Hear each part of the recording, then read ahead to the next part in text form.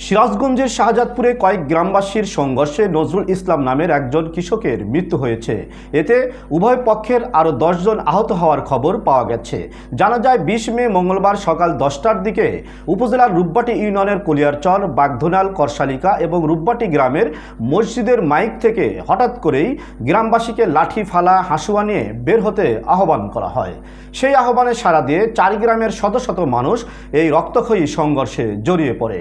ঘণ্টাব্যাপী এই রক্তক্ষয়ী সংঘর্ষে কলিয়ারচর গ্রামের লোকজনের হামলায় ফলাবিদ্ধ হয়ে নজরুল ইসলাম নামে বাগধনাল গ্রামের একজন নিহত হয়। আর নজরুল ইসলামের নিহত হওয়ার খবর ছড়িয়ে পড়লে বিক্ষুব্ধ গ্রামবাসী কলিয়ারচর গ্রামবাসীকে ধাওয়া দেয়। এতে প্রাণের ভয়ে বাড়িঘর ফেলে পালিয়ে যায় কলিয়ারচরের মানুষেরা। আর এর সুযোগে কলিয়ারচর গ্রামে চলে নজিরবিহীন লুটপাটের ঘটনা।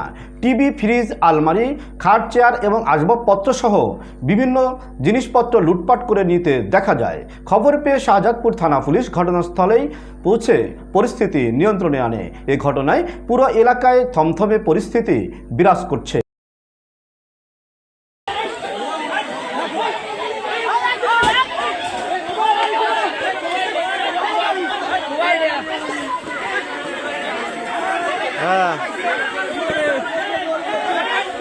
Halo.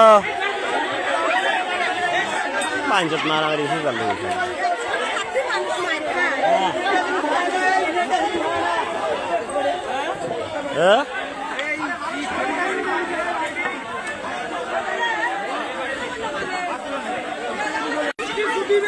Kali kau enggak gitu?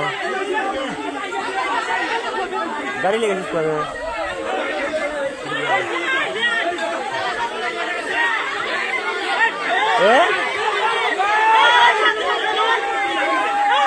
কোন জায়গা?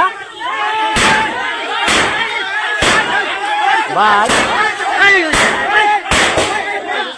বাদ বাদ